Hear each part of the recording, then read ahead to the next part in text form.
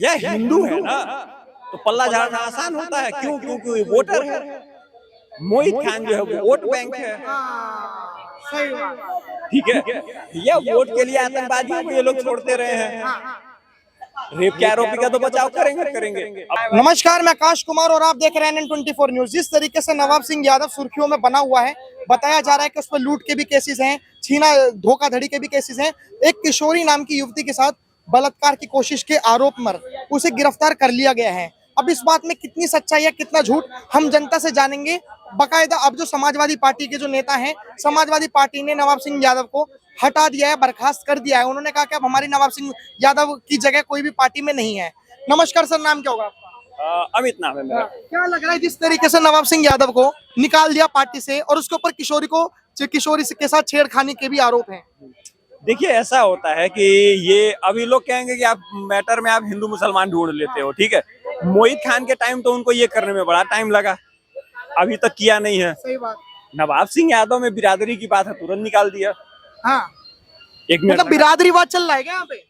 यह हिंदू है ना, तो पल्ला झाड़ना आसान होता है। क्यों? क्योंकि वोटर है। मोहित खान जो है वो वोट बैंक है। सही बात। ठीक है, यह वोट के लिए आतंकवादियों को ये लोग छोड़ते रहे हैं। हाँ। रेप के आरोपी का तो बचाव करेंगे। अब हिंदू आया है मानने के लिए, तो उसको तो 1 मिनट में बोला, ये पार्टी से कोई मतलब नहीं है।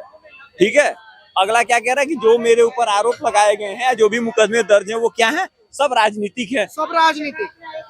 अब मजे की बात देखिए कि जब जरूरत है तो मार पिटाई करना। क्योंकि यूपी से जो लोग जुड़े हैं वो ये बात जानते हैं कि सपा का जो भी कार्यकर्ता होता है या समाजवादी पार्टी जो है वो गुंडा पसंद ही होती है। अच्छा। ठीक है, मोस्टली उनके कार्यकर्ता जो होते हैं वो गुंडागर्दी ही करते हैं। ठीक है। ठीक है। अच्छा, मेरा एक सवाल ये है कि जिस तरीके से 12 साल की जो बच्ची जो थी, तो उसके आरोप में उसकी बेटी कह रही है कि ये बहुत गलत तरीके से फंसाया गया है। 12 साल की जो बच्ची है वो झूठ बोल रही है, इस पे जांच होनी चाहिए।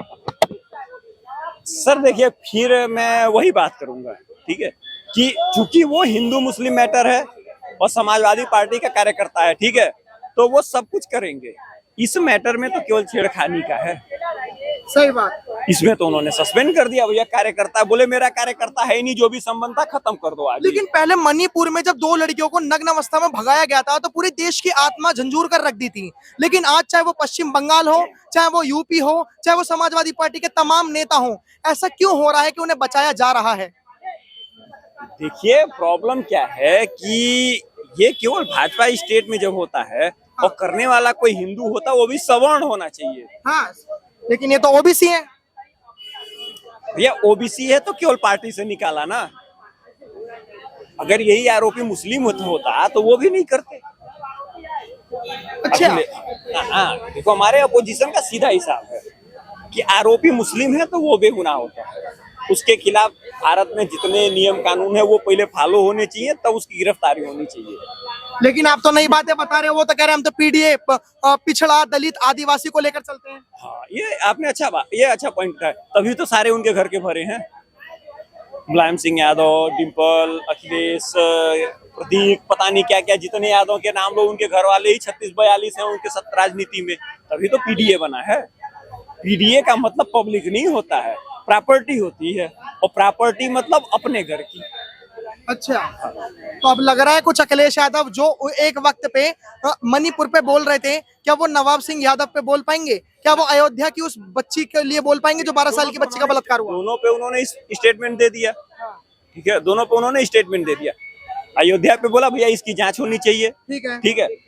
कन्नौज वाले पे उन्होंने सीधा बोल दिया भैया ये तो हमारी पार्टी का ही नहीं, इसको जेल में डाल दो। पार्टी से ही बर्खास्त कर दिया। तो उन्होंने तो अपना स्टैंड क्लियर कर। अब देखिए मणिपुर पे आते हैं।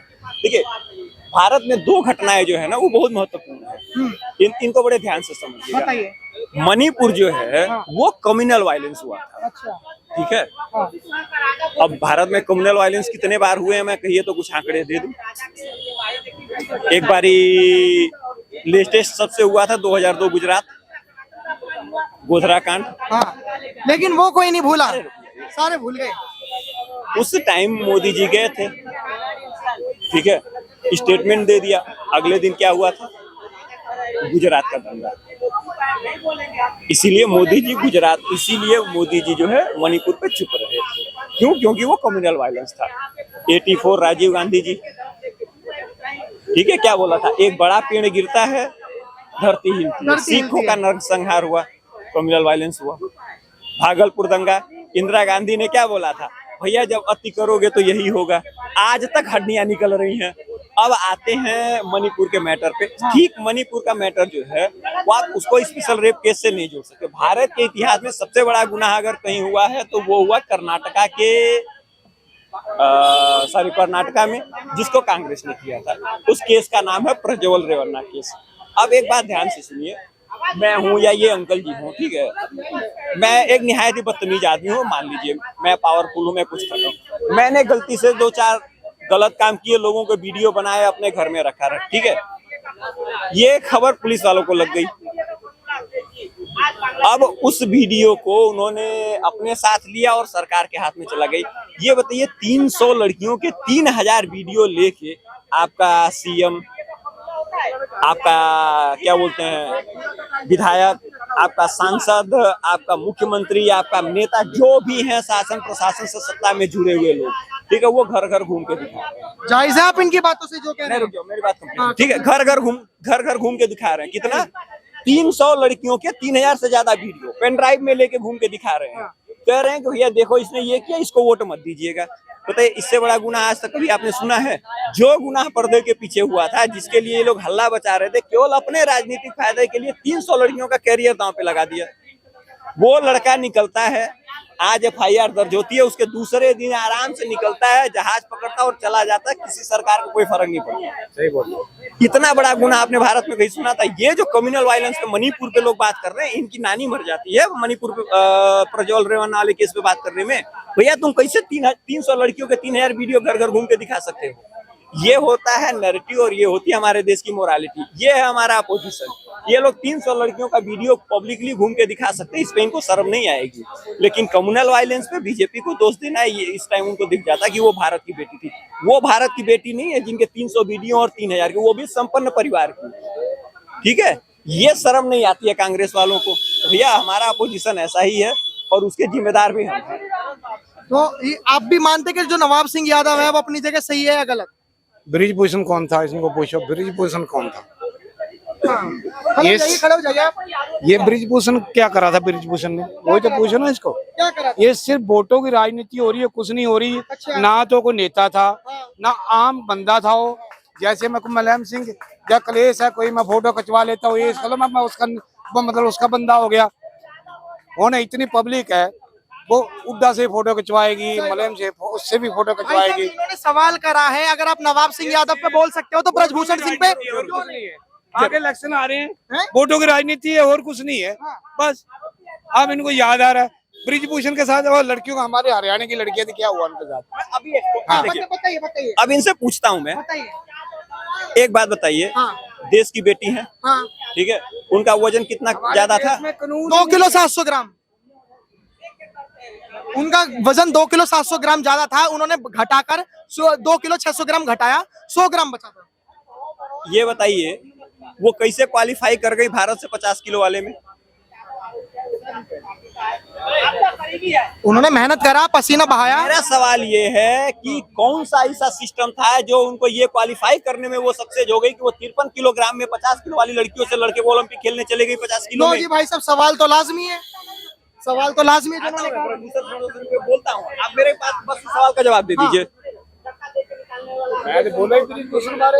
भैया मैं आता हूँ। हमारे देश के अंदर कोई ऐसा कानून होना चाहिए, चाहे तो कानूनों की बात मत करिए, आपने कहा ब्रजभूषण सिंह, मेरा सवाल है नवाब सिंह यादव। मैं यही कह रहा हूँ, हमारे देश के अंदर कानून ही नहीं है। देखो जमानत मिल गई उसको, क्या कैसे जमानत मिल गई भाई?